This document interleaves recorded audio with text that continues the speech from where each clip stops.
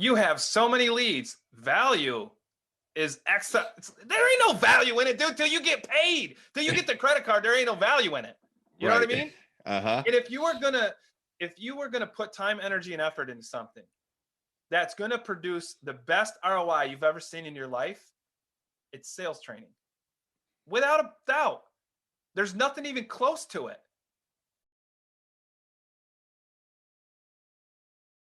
Hey, what's up, everybody? And welcome to Masters in Fitness Business Podcast, where you get to stand on the shoulders of giants. And today I have one of my favorite people coming back on the podcast, Erik Russell. He is the membership sales specialty. He has the Membership Sales Academy. You should definitely check that out. But we also are going to roll out a special offer for you guys that I think will be interested in at the end of the podcast. So stay tuned to the very end. And I'm sure that Erik is going to keep your attention captured for this whole thing, because he just does his thing, man. That's why you're one of my favorite guests. Is Thanks, wind you up and let you go, man. But Erik has been specialized in membership sales for, I don't know, his whole life, since he was like 5. And it was his first job in the gym. His dad owned the gym and gave him his first job of selling memberships. And he thought he was going to, become rich doing it. Then he figured out, hey, this is fucking hard. And then he dove into how do I become the best at this? And then how do I create a system that helps other people close more membership sales? So that's what we're here to talk about. Erik, thanks for coming on the show, man. Love having you on. Thanks for having me, man. I appreciate it. It's always a blast hanging out with you.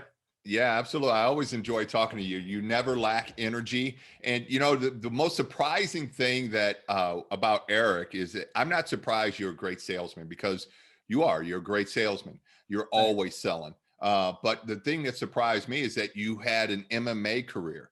So you have this background. I mean, you were actually in the octagon fighting. You had several fights, if I remember right. And, do the jiu-jitsu and the Muay Thai and the striking and all that stuff.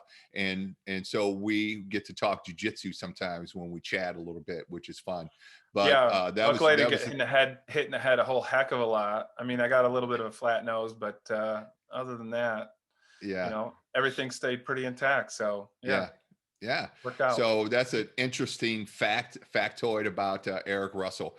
But anyway, so let's get right into it, man. I know we were talking about this on the show. I mean, I'm sorry, before we started recording, about how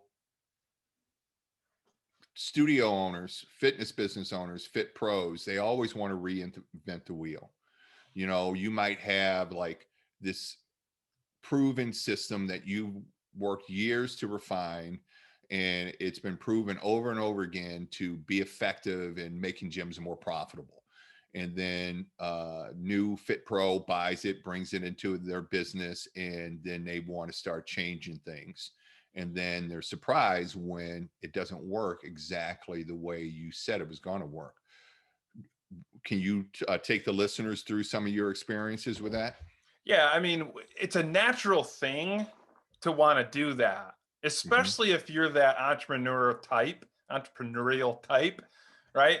Like that's kind of a little bit of your vibe. So it's natural to want to do that. It takes discipline to not do that, actually, to follow something that you don't necessarily see the end of the journey with it, because you're at the beginning of it. You're like, well, I think that this is that, or this is that, and I want to do it this way, or I like this piece, but I don't like that piece. So I'm going to do this piece and I'm going to ignore that one. When the one you're ignoring fits in with the other one, either one of those by itself or by themselves isn't going to do anything for you. It's how they're put together is what really makes it work. And that's one of the reasons why it's dangerous to take a process that works really well and try to change some things up in it without really understanding it and having the fundamentals squared away, and really just going, okay, I know this works, and I know it works because of X, Y, Z. I don't know. I know somebody that's been using it. I read his book. I, can just tell from the how the steps are put together that it makes a lot of sense. But you know that that's there, or you wouldn't be doing a little piece of it, Mm-hmm. right? If you didn't believe any of it worked, then you wouldn't even be trying a little piece of it.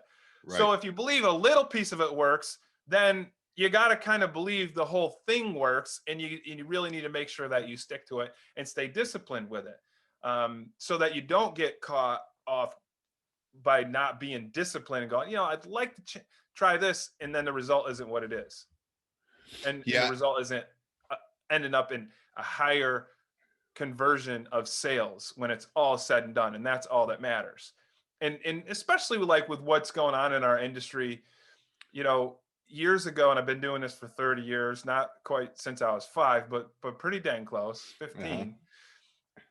There has been a lot of changes that have gone on in terms of advice that's out there. Man, I had nobody to go to for sales advice as it related to our industry. I had to go to Zig Ziglar. I had to go to Tony Robbins sales seminars. Mm-hmm. I don't even know if Tony Robbins still does sales seminars, but back then he did. And Brian Tracy and Roger Dawson. And, another favorite of mine is Jeffrey Gitomer. These are all like very, very good salespeople. But you have to take their info and you have to distill it down so that it works for you and it works within your industry. But that industry specific stuff didn't exist. Now there's a market for it. And so there's a lot of people who want to take advantage of that market. And so you don't even know who to believe. Right. Because they don't all they're not all there with integrity. They're not all there because they actually know what they're doing. Mm-hmm. They're there because, there's dollars to be had. And there are some that are good too. But how do you know? Right. That's the challenge with it, right? Like, really, how do you know? So really making sure that you can find something that a person that works adds to that skepticism a little bit when you're trying to implement a process. The thing with me, one, you can't learn what I teach just going to a weekend course or reading the book. You actually have to get some experience. You have to be, in the trenches, so to speak, with it. Mm-hmm. It's not just stuff that comes about because you read a book and you're good to go. You've got to, get some experience with it. But the thing with it is, what I teach and what I do, this is not stuff that I'm like, okay, this sounds good, or let me experiment with somebody. Mm-hmm. It's stuff that I've used that works. And I didn't start this because I wanted to be some guru. This is the farthest thing from when I wrote the book, the only reason I wrote it is because I had it in me. I didn't write the book and go, you know what, man, I'm going to freaking be a bestseller. Everybody's going to love this. It's going to be great. I was thinking the opposite. I was like, man, I'm going to put this book out and people are going to bash me. They're going to give me crap. Like, I had some anxiety about it, mm-hmm. Because when you put your thing out there, right. This isn't regurgitated from someone else. This is something I came up with, and I'm about to hand it to the world for judgment. That's right. Freaking scary, man. Right. It's like the first time you defend something publicly and you're actually verbalizing it, and you have to like stand behind it and defend it. Yeah, that's a make or break moment. Yeah, it really is. But I did have one thing going for me. I had grew to 5 locations. Everybody that I taught this to as an employee ended up being successful with it. They were able to close sales with no sales experience. They were able to do it at a very high rate, and they were able to do it so that it seemed natural. Like, it just seemed like it was just part of what our service was, the sales process that we took people through. So, I had that going for me. And it was enough for me to, and a little nudging from my wife, like, quit being a puss, just put it out there, Yeah. And and that always has more weight when it comes from a woman. I don't, when they say, oh, quit being a puss, you're like, oh, okay, well, I better do this thing. I don't see you putting a book out anywhere, like, you're not the one who's going to be judged by this thing, Right. And those are, I'm sorry, go ahead. The interesting part about it was, I put it out. Another thing I had, something that had going against me actually was I had failed English twice in high school. So that's also a kind of a thing where you're like, yeah, you're going to think I'm stupid or I talk stupid or I sound stupid or whatever. Again, it's just insecurities coming from a person who's not insecure about a whole heck of a lot. I mean, being in sales, like that's a no-no. Like you got to be confident. You got to, Right. I'm confident in my program. I'm confident in my process. I'm not confident in what people are going to think of it. Got it. So Yeah. I had to go through all this to get to where I was. 10 years. Yeah. I've been thinking about writing this book. Put it out the day I put it out. Number one, in multiple categories in the US, number one in Australia, number one in Germany. It was in the top 10, top 5, all over the place. India, wild to me because they had no clue how that was happening. Yeah. But just really weird, random places that it took off. Yeah. And the reviews were positive. People were like, this is great. This is amazing. And then they start using it. And then people started contacting me and said, hey, we want you to train us.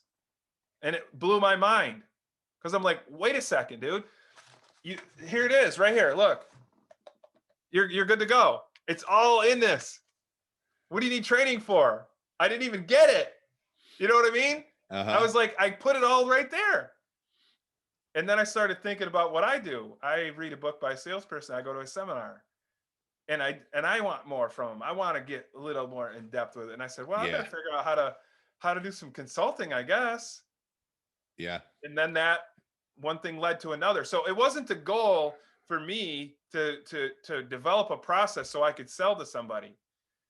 Man, I was trying to survive. I was trying to build a business that didn't do jack crap its first year. And then 5 years in, 1.2 million. Nice. Nice. I was trying to build something. So it didn't occur to me like, oh, I'm going to sell this information someday. Didn't even think that was a thing.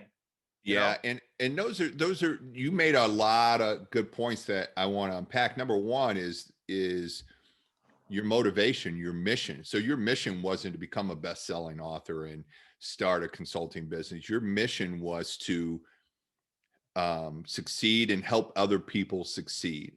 And I think when you start with a mission like that, you're bound to resonate with people because, they understand that you want to help them. They want to be successful. I haven't met a person yet who doesn't want to be successful. And so they're going to eat it up like you're spoon feeding them, all of that stuff. But going back to what we were talking about earlier, where can people draw that line? Because I know I've been guilty of this. I buy into a product or a process, and this guy, and they say, do it this way, step 1, 2, 3, 4. And then my first thought is, well, how do I insert my flavor into it? How do I insert my business's twist onto it to make it unique to my business? So where is that line between sticking to the formula, but also putting your spin on it? Yeah. Well, listen, first of all, your flavor is in your thing. Your flavoring in sales. Okay. Don't try to put your flavor in sales because it's going to taste like crap, dude. You ain't got no flavor over there. You got to get someone's flavor. You know what I mean? You've got COVID flavor. Yeah, man. Like you got no taste. Your sales process has COVID. Don't even try it. Your flavor is that thing, whatever it is. It might be that program that you have. It might be your personality and how you are with people. Your quote, that bedside manner, they call it, right? That might be your flavor. It might be your concept about training and coming in. And, we see fitness is notorious for concepts. I mean, look at, you got, back in the day, you had the Gazelle with the Tony Little guy. Yeah. You got the P90X. Technique. Yeah, man. You got everything you can. There's always something. Now you got the thing with the mirror and you can look at it. And you got different types of concepts as it relates to franchises and just where concept is our thing in this industry, but that's your flavor. That's your thing. That's where you don't change. That's where you add your thing to it.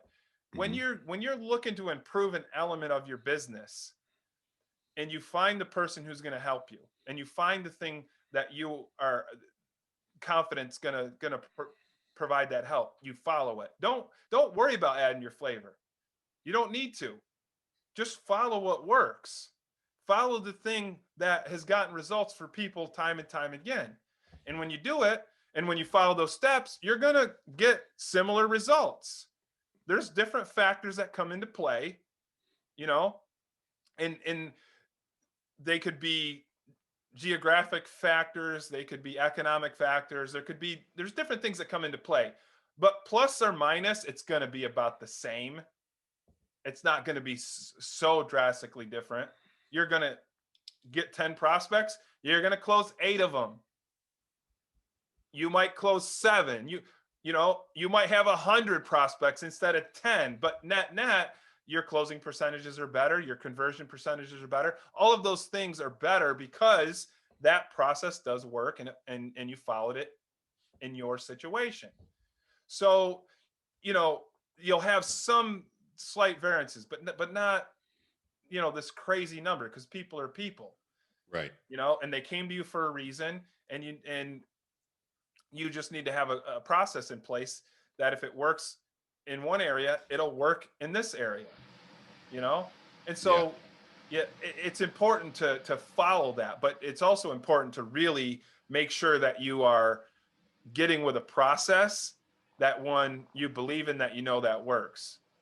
That's why, a book has been such, as weird as it is, and how I got to where I'm at, the book has really been a great thing for me, because one, you can read and you can see, does this sound like it makes sense for me in what I'm interested in implementing?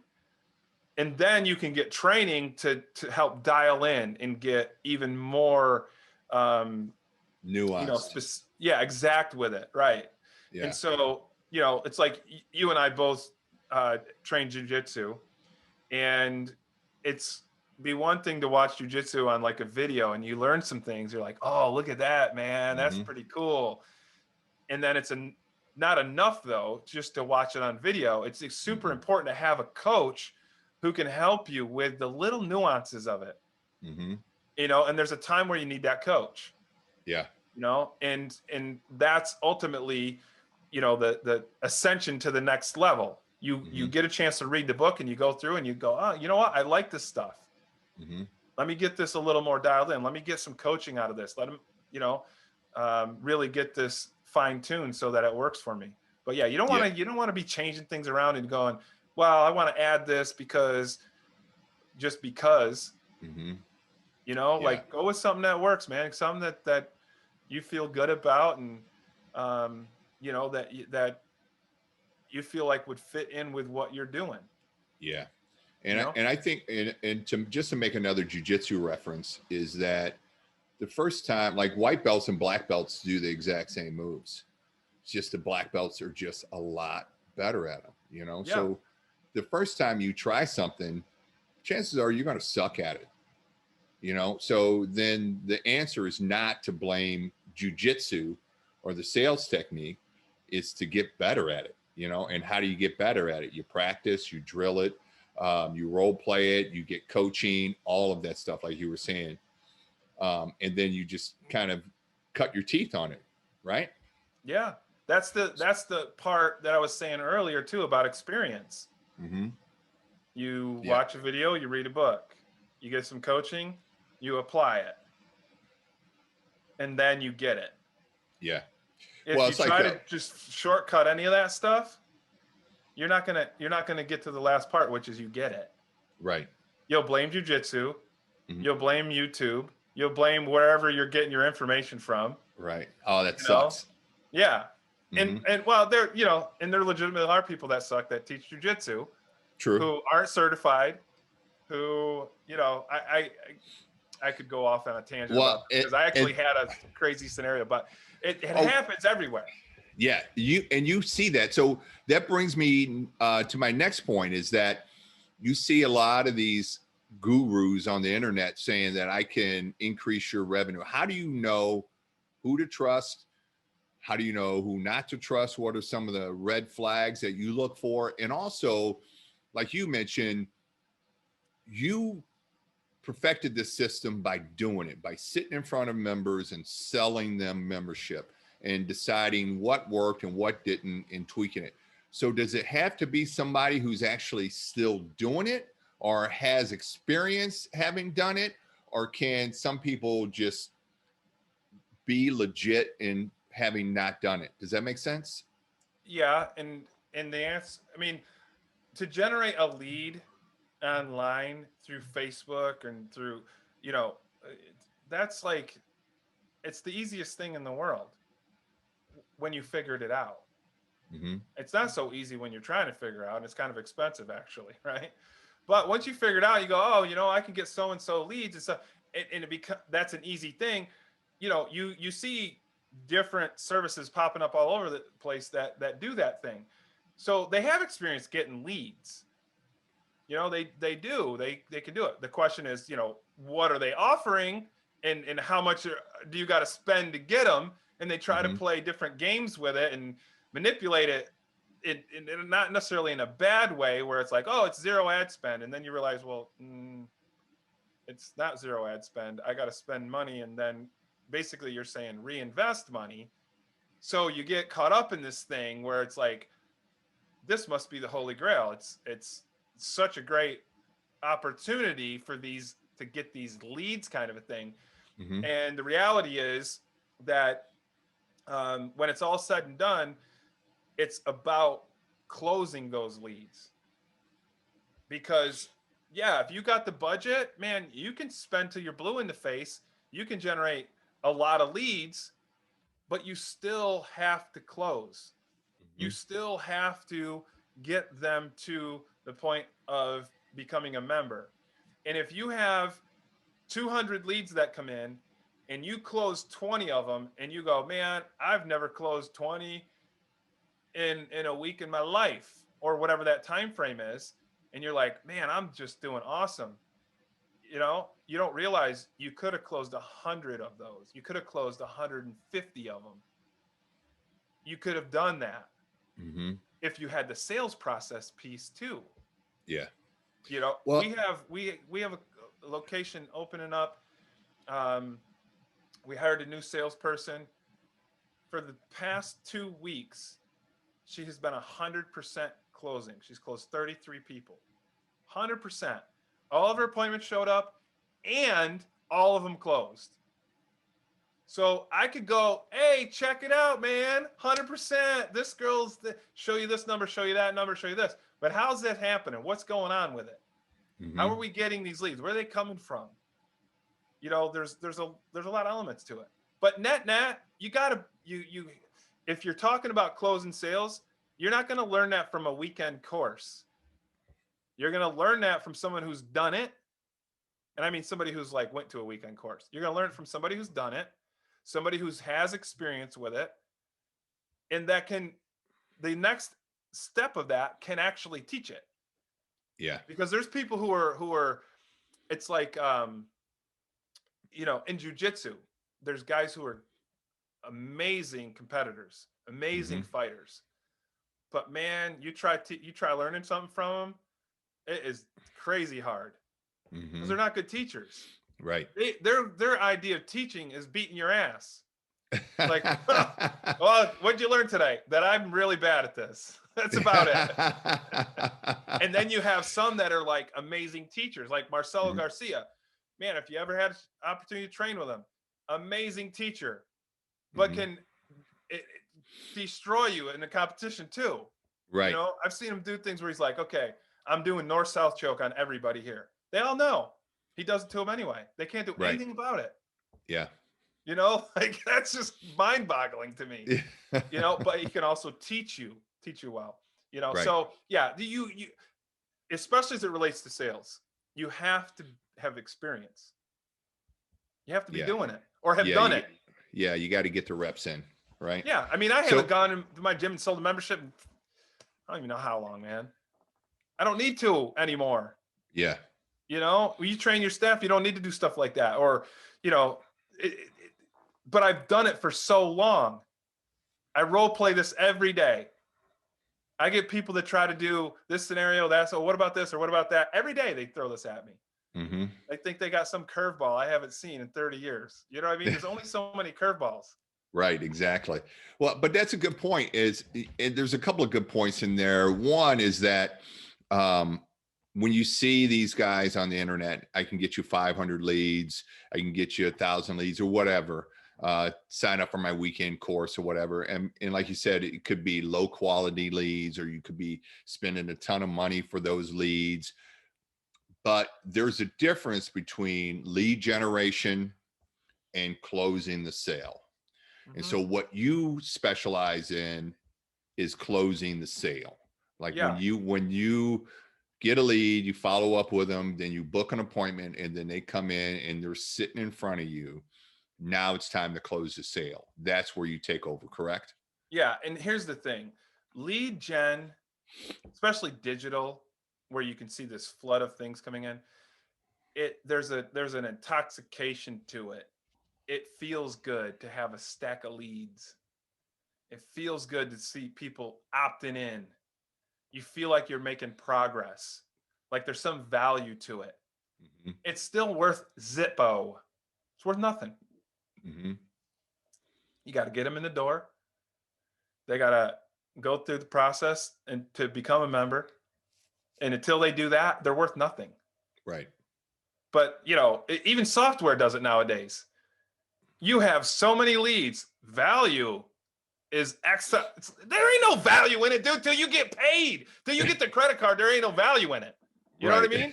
Uh-huh. And if you were gonna put time, energy, and effort into something that's gonna produce the best ROI you've ever seen in your life, it's sales training. Without a doubt. There's nothing even close to it. Because your 200 leads that you took to get 20 sales, I could do that with 50 leads. I could actually probably do it with 20 leads.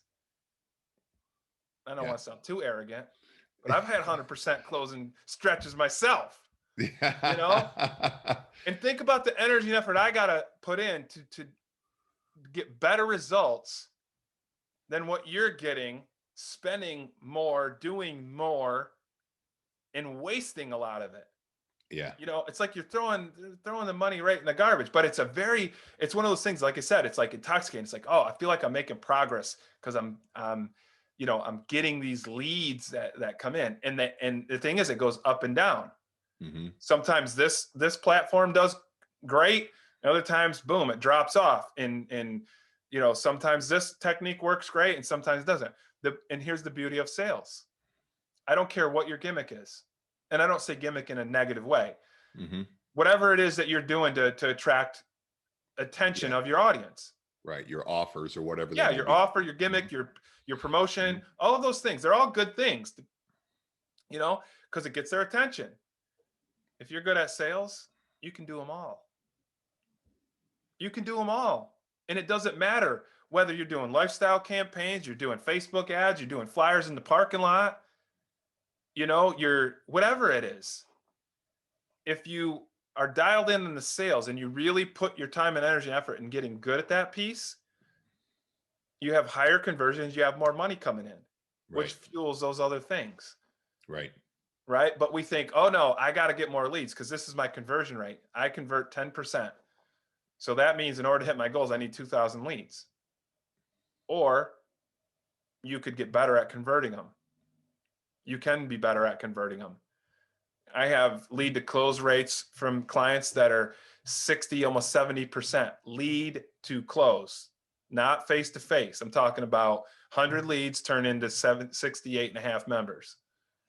It's crazy when you think about it because our industry doesn't see numbers like that for the most part. Yeah. But when you have a process that feels natural, right, the prospect, it's helping the prospect through their apprehensions and their fears and moving them forward. It's only natural that they become a student or a member. Yeah, and I think that's key, that you have that process or that system that you train people on. And that's the hardest part, is training people on, because as an owner, I want to do it all myself, right? I want to wear all the hats, right? But then I become the bottleneck. So if I give it to my general manager and say, here's the system I want you to use, the first couple of times, she's going to screw up. And so it's important at those times that I don't just yank it back from her and say, Mm-hmm. well, I'll just do it myself. Say, no, like you skip this step. You need to insert this right here at this time. Yep. Just work on her timing and her technique and her verbiage and all of that stuff until she gets it down. And then you can just let it go and watch the system run, right? That's But it. I want to before we dive into the sales training, I want to make an important point here is that most people, when they have a struggling business in the fitness industry, there's a lot of brick and mortars that are struggling right now because of Yeah. COVID. But when they have a struggling, they always want to focus on sales. We need more sales. We need more members. We need more revenue. And that's not necessarily the answer, right? I mean, you have to look at the whole thing. You have to look at expenses. You have to look at, are you retaining clients?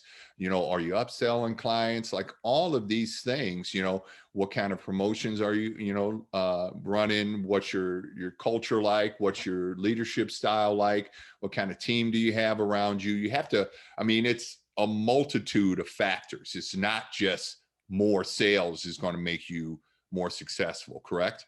Well, I mean, listen, you're asking a sales guy. Kidding me right now?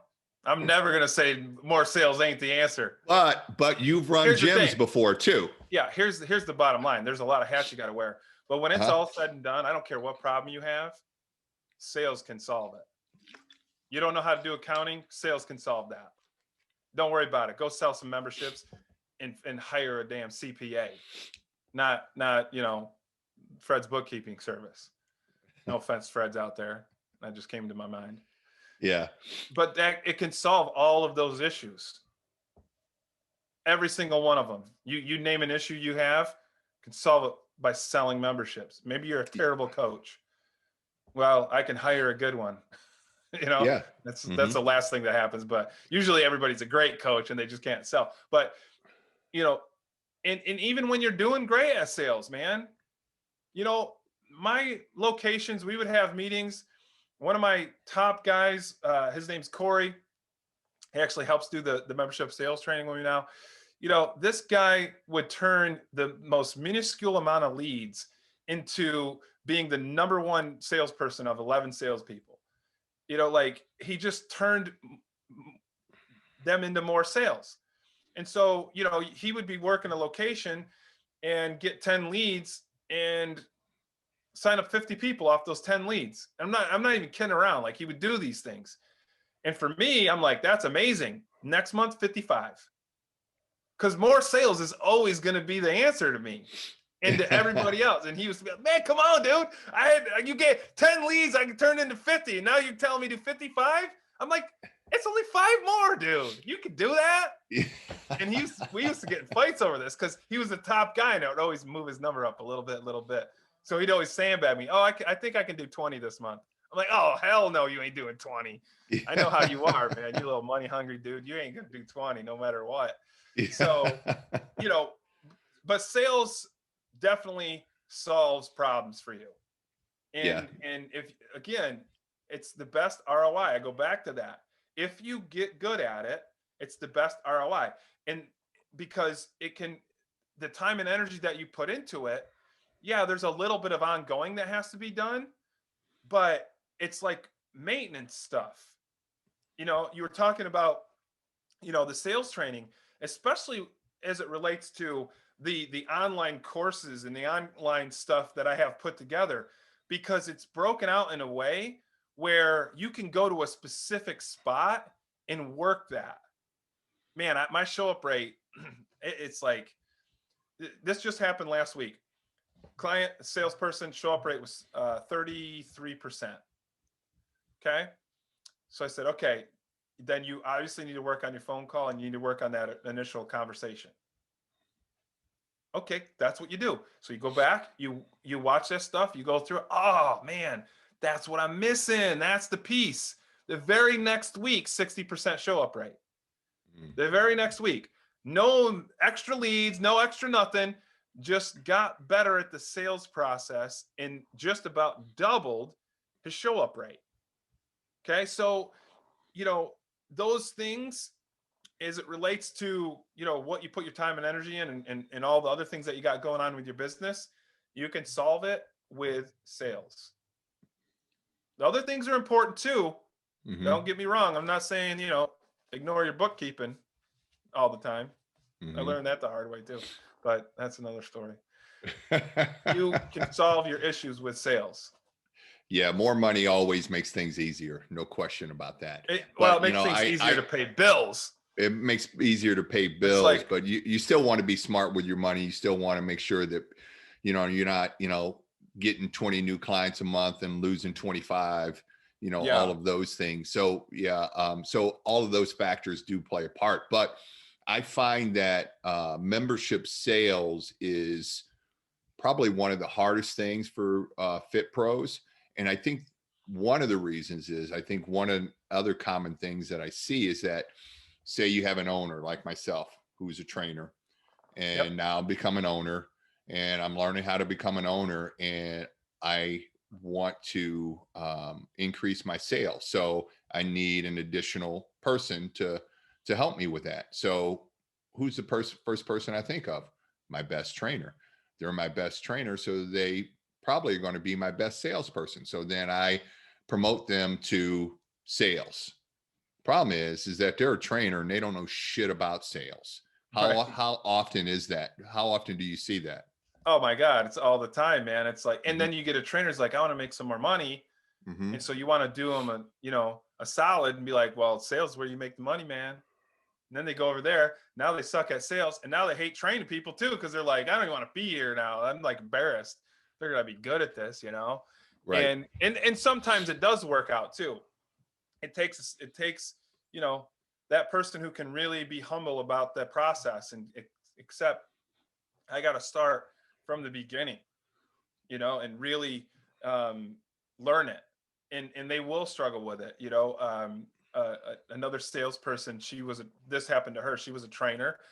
She was one of the top trainers at this location. Her name is Joe. She's amazing. She started training the process with me and sucked for 2 weeks. Okay, 2 weeks. And she's stressing out because she was good at everything she's always done, and she's even like fighting with me kind of a little bit in these calls, right? In these group trainings that we do, and I'm like, follow the and eventually it just got to the point where she just was like, almost gave up on trying to fight and just was like, okay, I'm just going to do it his way. And that month, she did 20,000 in cash. I'm not talking about in agreements. I'm talking about in front end initial payments and paid in fulls in cash for that location. And that location went from number 31 in the rank of locations, there's about 60 of them, to number 8, because they still had the recurring on top of it. Right. And she just said, I'm going to follow the process and that's it. And just was like, okay, this is what I'm going to do.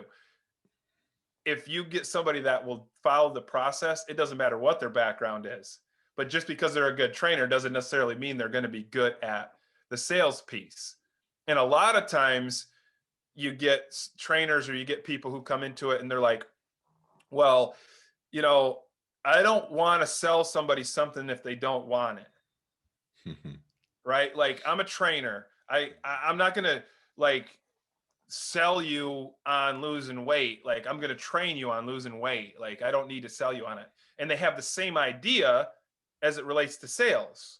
Well, you should, you don't, if you don't want it, I'm not going to push you. I'm not going to be pushy about that. But the thing is, what you don't get in that attitude is they do want it. Mm-hmm. They would have never, ever become a lead if they didn't want it on some level. Right. It's not like they're going, oh, I'd love to give my phone number and email out to just any random site that pops up on my Facebook. Yeah, that's what I'm into. Boom, let me just do that all day long. They saw something got their attention and said, hey, I'm interested in that. And Right. Yeah, they raised their hand. yeah, and the thing is, our prospects, they're unique because they want what we have, yet they're afraid to go get it. Mm-hmm.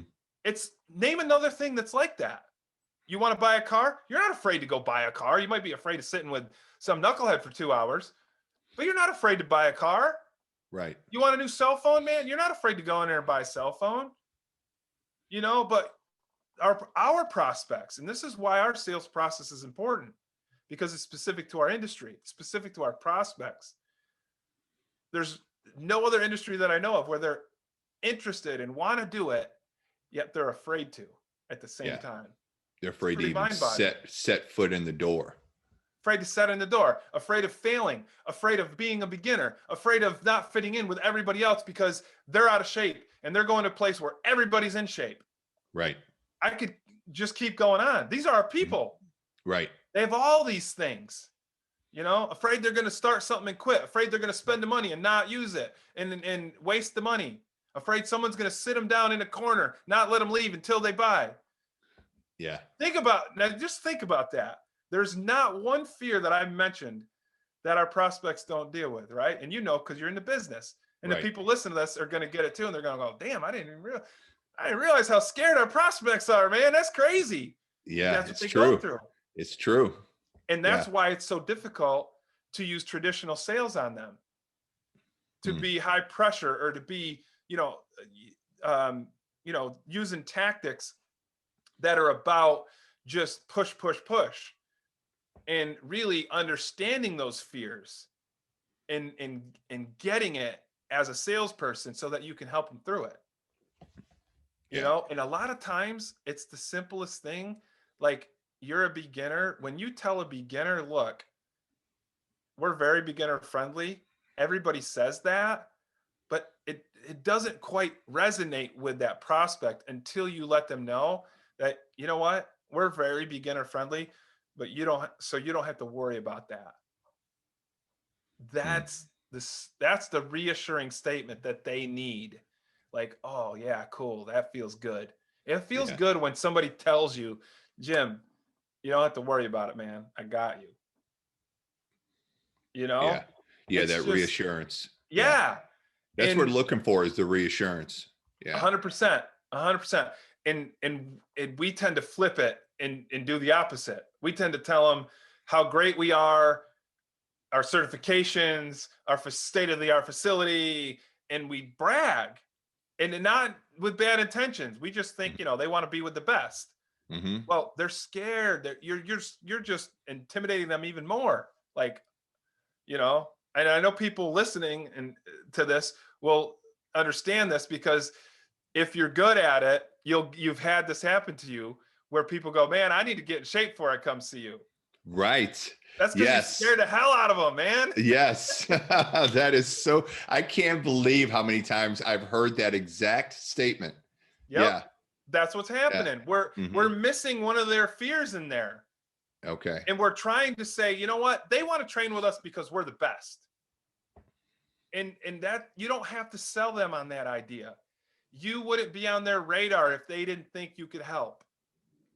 You wouldn't be there. But because you're on their radar, because they're talking to you, they think you can help them. Right. But now you got to deal with all these fears. Yeah. You got to deal with all these issues. What have they tried in the past and why hasn't it worked? Because that's a problem. And you have to answer that. They're coming to the table with baggage. It's like relationships. I used to date this girl, man. I'm like texting on my phone. She's like, who you texting? I'm like, who am I texting? What are you talking about? Who am I texting? You know what I mean? Like, I got to tell you who I'm texting? That's crazy. I'm texting my dad, man. Let me see it. Let you see it? Oh, dang. She's real serious. Oh, it's my dad. Yeah. I mean, it's not, I got a little nervous when I found the GPS on my car, but now we're married. It's all good. I mean, and the rabbit in the pot. Yeah. Where it's all smoothed over now that we got married and stuff. But I'm just kidding. My wife wasn't that crazy. But the bottom line is, it wasn't this girl didn't trust me. It's she didn't trust who she dated in the past. And now I have to deal with the baggage. So Yeah. yeah, when I say she didn't trust me, it's not that she didn't trust me as a person. It's because something failed for her in the past. Mm. And so I got a choice. Either I handle that baggage or I got to move on with another relationship. Like I can look at that as being crazy and we're joking and kind of laughing about it because it kind of Hmm. is crazy. But, or I could say, you know what, this girl's worth it. I'm going to just show her my phone. I'm going to show her that she can trust me. Now, your prospects come into you and they failed at something in the past. What they fail at and why did they fail? Because you now have to answer it. And if you Right. answer it, you're going to go a long way to easing any apprehension about buying from you. And I'm talking right now, we're talking about one little piece of the sales process, but Yeah. that's a big piece. Yep. That'll stop someone from going, you know, I need to think about it. We need to think about, I mean, damn, you don't want to look better, feel better, and be in better shape. I mean, come on. What kind of thinking about it do you need to do? Right. You Exactly. know, Yeah. but And it's that failure they got to think about. that's a Man, I good did this point, before and I because quit. like, I mean, how many times have, I had a prospect in front of me who's tried, this, that diet, or tried, this trainer, or tried this quick loss program or something, and they've all failed. So then she's like, well, here's another thing that I'm going to give a shot that's probably going to fail. Mm-hmm. And so I have to recognize that, and I have to um, Address it. address those fears. You Yeah. have to address it specifically. Hmm. And you can't, you can hopefully you can do like, the bird shot approach, shotgun approach, where it's like, I'll just try to hit on everything. But when you have a laser target, you're more likely to get that, to hit the Yeah. mark. Yeah. And when I ask you, Jim, what have you tried in the past and why didn't it work? You're going to go, oh, well, I tried XYZ program. Okay, cool. Why didn't that work for you? I don't know, man. I lost motivation for doing it, I guess. And why'd you lose motivation? Uh, it wasn't working. I mean, I thought I was doing it correct, but it just, I don't know. Maybe I wasn't doing the right movements or, the right amount of reps. I don't know, man. I was like trying, but I just wasn't getting results. Yeah. Now I know that one of the things I got to answer is that this person is going to need a coach, is going to need somebody who's going to show them how to do the right workouts, provide the right workouts. I can't just sell them a standard membership. And here's the other part about it. They're about to pay more money. Mm. And if they have any kind of belief that their issue about failing hasn't been addressed, you aren't going to get more money. They're not going to pay more money for something they've already failed at. Right. They are going to pay more money for something that addresses something they've already failed at. And so when it comes to selling personal training and things along those lines, that's how you do it. You understand why they failed, and now you address it with that personal training or with that program or whatever it might be. And Yeah. now not only are you being helpful, you're getting paid more for it, you're getting higher ticket stuff, and the results are better. And you're getting more conversions on top of that because you're addressing a fear. Yeah. And when you have that conversation up front, it's easier to build that solid relationship. And when you have those honest conversations, those tough conversations up front, then it's easier to build that relationship and create that kind of rapport with the client that creates long-term clients. Absolutely. And that's important because you don't just want to have them for a month or two. When we get into this business, we want people to be with us for life. Right. Why not? It's great. So that's ultimately what we're going for. So you come from a position of understanding and knowing what really is important to them. And here's the other thing that we do. Every year we go through this process with our members when it's time to renew. Mm-hmm. Things change. Maybe they accomplished their goal. Maybe they just missed it. Maybe, there's new goals that need to be put in place. Things change in a year. Yeah. You know, I, one of my clients is Farrell's Extreme Body Shaping. You should see the results they get for people.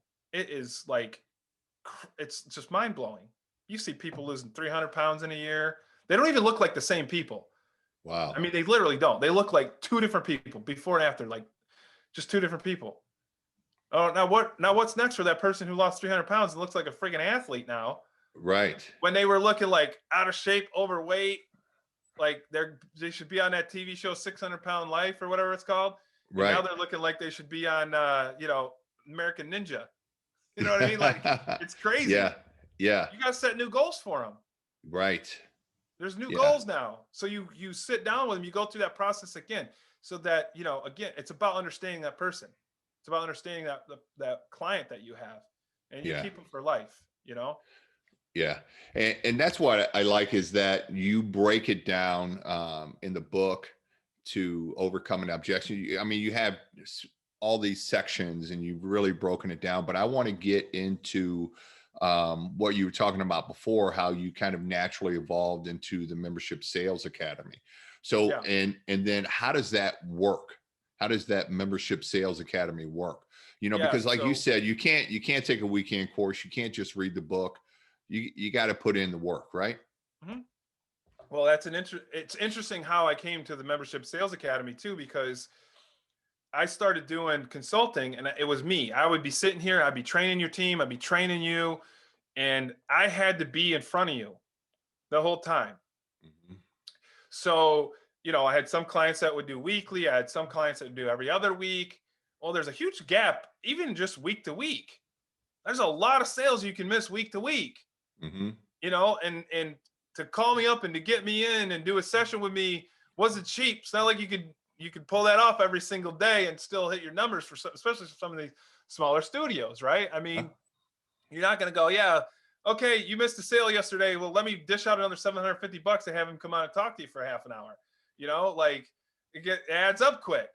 Right. And so what I did was, I'm like, you know what I'm going to do? I'm going to take my whole process and I'm going to get even more detailed, and I'm going to lay it down, put it in a course, if you want to call it. I didn't even think of it as a course. I just thought of it as like, here's the process and you the steps and just getting way more detailed about it and just hitting all like the little nuances, right? And I did that to provide to clients. So on the in-between, they had something to go to. Mm-hmm. They could go, man, I missed 4 sales yesterday that sat down with me. Okay, I need to go to this section and review this and you could also, as a owner or as a manager, you could look at your stats and go, hey, you guys need to work on this in this section because your show up rate sucks. And you could direct them to it. And you can even use the modules as training sessions yourself, where you are now saying, okay, guys, here's what we're doing. We're doing phone calls. Let's role play this bad boy. Here's part 1. Boom, let's run it. Right. But it was originally designed and meant for clients. I had no intention of selling it. Mm-hmm. And then I'm like, man, people are selling courses. What am I doing? I'm sitting here with a freaking gold mine of a course, and I'm not even offering it to people. You know what I mean? Like I wasn't even offered. And so that's what led to the Membership Sales Academy is I created it to help clients. And again, it goes back to this whole thing. I never created this stuff and go, man, I want to make a ton of money off of this. Right. Now, if you ask me if I want to make a ton of money off it, the answer is yes. Yeah. No, it's just, Yeah. The best answer I ever got was from Frank Nash. He's like, oh, you just want to make money. He's like, yeah, so. Yeah, I know. It's like, and okay, that's a bad thing, right? It's like, it's funny because I say this a lot. 2 things can be true at the same time. Mm-hmm. I can want to make a lot of money, and I can want to help you. Right. They're both true, man. But you're not gonna make a lot of money if you're not helping people, if you're not enriching their lives. That's the bottom line. Yeah. Right. Not in our business. Right. You've got to produce for people. You've got to get them to where other people couldn't.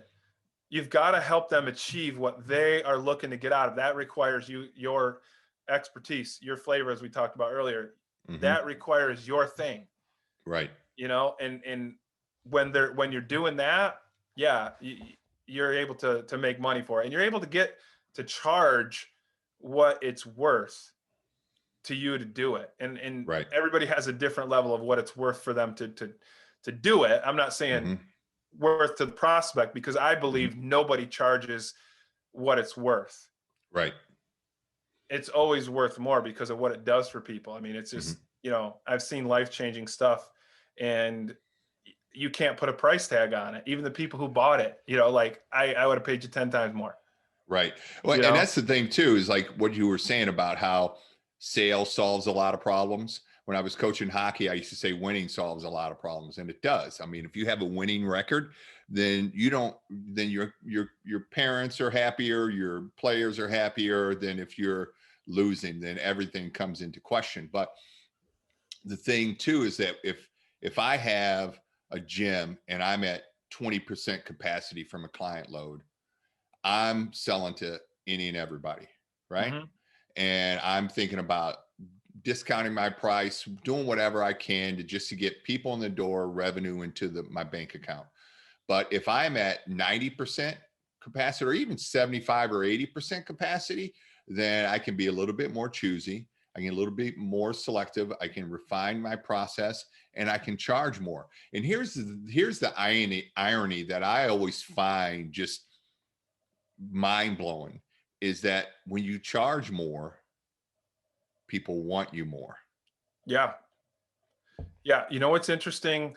We went through, and we're still dealing with the effects of COVID. Mm-hmm. Okay. I hate saying the word. It makes me cringe a little bit. Mm-hmm. But one thing that was really interesting that came about is when I saw clients across the board. They have all kinds of different pricing and different um, amounts that they charge. The clients that paid the most were less likely to cancel, even when they weren't getting the services.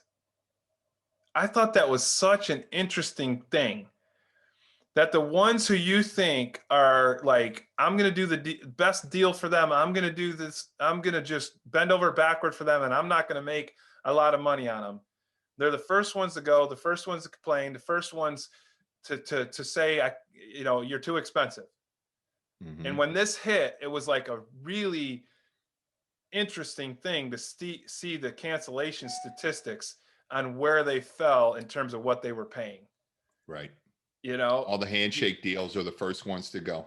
yeah. And so when somebody values it, and when somebody values that spot or that Mm-hmm. expertise, and now, because it was this thing like, hey, and I had clients that shut down, didn't do online, didn't do anything, Mm-hmm. and just was like, okay, I'm going to shut this down for a month because that's all it's going to be. And at the time when they told us, it was 2 weeks, Right. a year ago, right? Correct. And so they're just like, well, I can get through 2 weeks. And those clients were like, you know what? I'm sticking with you, man. I'm going to pay you, and it's all good. I know you'll make it up for me on the back end, or however. Mm-hmm. It was just, there was a lot less cancellations coming from those higher priced programs that people were in on, Yeah. it was interesting Well, that it was comes down, happening. like you said, to value, perceived value, for sure. So now you have this membership sales academy. How long have you had that? It has been, that's a good question. I'd have to, 2014, probably 2016. So 5 years. 5 years, and it's Yep. doing well. Yeah, it's doing awesome. We've Yeah. trained thousands of people through it. It's still ongoing. People can still become part of it. We have salespeople that do it, that they don't own it. They just want to be better at their job. They want to make more money, or they want to help more people. And then we have locations that do it and purchase it, access for all of their staff. And, they have their trainers doing it, and they have obviously salespeople doing it, but they have their trainers doing it so that the trainers understand the process. So they're not messing anything up, right? Like Right. they're able to kind of help it along, as opposed to, Then you can hold them accountable to the process. yeah. Yeah. And, some of our customers, clients, and students, are really a who's who of our industry. Like 4 of the top 5 largest membership organizations and club industry's top 100 list, 10 of the top 12 franchises, and thousands in between. So yeah. So this is the part I've been pumped about for quite a while now, is that now, so you're offering this membership sales academy, and it's $250 a month for $297 a month for membership, right? Yep. Subscription base, right? Yep. And so now I'm in the process. Well, I'm opening Fit University. So, and your program is going to be the first program of many that I plan to have in there. But for the first 25 founding members, it's going to be $97 a month, and that price will never go up. So if you're one of the first 25 members, you get it for $97 a month, what you would normally pay Erik $297 for. Now, I know your first question is, well, why is he letting you sell it for 97? I was about to ask that myself. I'm like, when you sell it for 297. What you talking about? I'm going to let Erik handle that question. Well, this is the thing. One, I'm excited about being part of this. And look, you're making a good decision. Like I said, it's the ROI is in sales, man. So you want to lead with that. Let's get these guys rocking and rolling. But yeah, I mean, I did this when I launched mine at first too. I did something very special for the first few people that got involved in it. And you kind of want to make it that kind of special thing. You want to make it so that it's a very low barrier entry point to get that return, and $97, that's crazy. I mean, it really is. Even at $297, I always look back and I mean, man, I could get more for it. Because if you're charging $120, $150 a month for your membership, and not talking about personal trainer or any other stuff, that's 2 sales. Mm-hmm. If this training helps you get 2 sales, then the training is completely paid for. Right. Forever. Right. Right? Yeah. So at 97, what do you got to do? What, like half a sale or something? I don't even know what you got to do to make that work for you. Yeah, maybe one sale. Yeah. Yeah. One sale a month. Not even a month, because once you get that one sale, that's a recurring membership. That's true. Yeah. So you literally need one sale. So if you've listened to me and you've paid attention to this podcast and you said, you know what, that dude couldn't help me get one sale, fine. My feelings are a little hurt, but it's your thing. But if you listen to this podcast and you said, that one thing that he talked about, I bet would help me get a sale in the next year, your stuff's paid for. Right. And then if you get a sale the next month, and the next month, now, let's see what I'm talking about with the ROI. Mm-hmm. And not only that, but like you said, use it for staff training too. So then maybe you don't have to be on the sales floor or sitting in the office. You can farm it out to your staff and continue to grow your business. Yeah. Yeah. I mean, absolutely. Sales training is time consuming. Mm-hmm. It's expensive. And where do you start? What do you do? Who do you have them follow? What books do you have them read? They ain't reading your book, by the way. Right. But if you give them sections to work from, and those sections have, quizzes associated with them, so there's learning tools that come along with it. It's not just you're sitting down and some boring video where a guy's sitting there talking. It's there's energy to it. It's broken down into pieces. So it's not like you're sitting in an hour webinar and you're like, oh my God, I can't wait to be done with this. Or you're, falling asleep or whatever. It's meant so that you can consume it and actually get the training out of it. It's digestible. Digestible bits. Digestible. Yeah, that's it. Yeah. That's what, that's what it needs to be. And, over the course of those years that I talked about, the last 5 years that I've been doing it, you start to go, oh, this is even better. let me break this section into 9 sections instead of 2, Mm-hmm. because these all have different relevant pieces, and they're learning it better this way. And you see how people interact with it and all that stuff, so you can improve it over the years. And now it's where it's at. It's like, I mean, we see completion rates on our courses that when we first started, you get a 10% completion rate of all the people that do it. Now the completion rates are 70-80%, which is like crazy for courses. Yeah. Because by the time you get through 1, 2, you're just like, oh man, I know it all now. I'm done. Yeah. But then you can refer back to it. And now imagine you hire a salesperson, and then you go, okay, here's your training. And you just got to guide them through. That's it. Yeah. It's all taken care of for you. 30 Yeah. years of experience you just got for $97.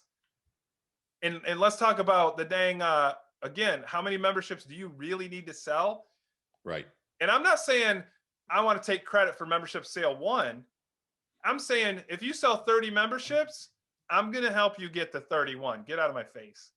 Come on. Kidding me? That's crazy. Yeah. Don't be surprised if it's like 40, 50, depending on where you're. Yeah. Yeah. So you heard it right here from the horse's mouth, is that, we're going to be offering the Membership Sales Academy on Fit University for $97 a month for the first 25 members only. After that, the price goes up, and that's a founding member price. It will never increase for the entire time you're on the site, unless you cancel. Then, and if you want to come back, then it's going to have to be at the new price. But I'm going to be adding other guests, their educational, because I really do want to make it a fit university, because the name of this podcast is Masters in Fitness Business Podcast, and it has a double meaning I have all the masters in the business of fitness on to teach you how to get your real world master's degree in the business of fitness, because we all, go to school, and you have all those bullshit courses that you have to complete, all your prerequisites and all of that stuff, all your core course requirements that you never fucking use again. This is like a trade school, right? It's all the useful knowledge that you will need in one place for one price, one subscription. And Erik's helping us kick it off.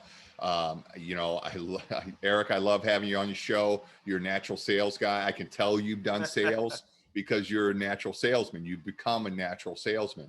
And I always love having you and your energy and your insight on the show. And that's why I'm looking forward to having your product in the university. So check it out. It's fituniversityonline.com, fituniversityonline.com.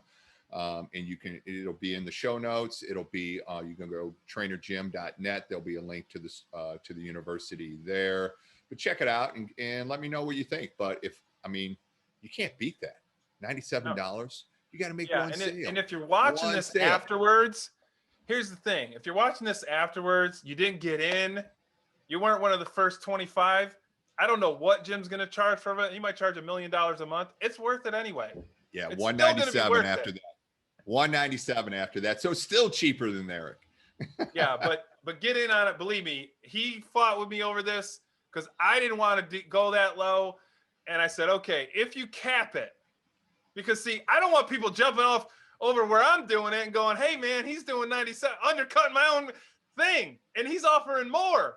Yeah. He's going to have all kinds of experts on here, man. I'm like, limited, very limited. So you won't see this again. I'm telling you. It won't Absolutely. You will not. You will not. So Erik, man, it's always great. It's always great talking to you. I love talking to you, and I always learn something new. And I believe you're the real deal, man. That's why I always reach out to you. I really do. I mean, I've talked to, over 100 people on this show, and you stand out. So Thanks, I'm happy to kick this off with you, and I'm always happy to have you on the show, man. It was a pleasure being here as always. And I'm excited about it too. I'm excited to bring this to your audience and let them tap into something that I put 30 years of blood, sweat, and tears into. And now they're going to be able to tap into it and get the results on their end and really transform their business and take it to new levels. So I'm excited about it. Yeah, it definitely help them, because I know a lot of people still want to reward their staff and promote from within. So you can promote a trainer, but you can promote a trainer and then give them some sales training, so you can give them what they need to be successful in the job, so they can be happy in the job and you can be happy with them in the job. That's part of being an effective leader. So, and you know what? And Erik, I don't know if you've gotten on Clubhouse or not, No. but I got on there with another past guest, Michelle Reynes. She does badass leadership workshops, and she's awesome too. But I would like to get you on the Clubhouse and get the listeners on Clubhouse, and maybe we can do a little Clubhouse room on membership sales, so they can have a Q&A with you. So we can set that up well. So if you're curious, find me on Clubhouse, Trainer Jim @Trainer Jim, and follow me on Clubhouse, and then you'll get notifications when we're opening up the room with Erik to talk about membership sales. So boom. Erik, and where can people go to get more information about you? Find, if they want to do a consult, if they want to do some, get into one of your groups, all of that good stuff. Go to the show notes. That's all I'm going to tell you. Okay. Go to the show notes. Get the fundamentals down. Don't hire me before you got that stuff. Got it. That's a good point. I can teach you. I will teach you. It's very expensive for me to sit here and train you on the things that you could get for $97 a month.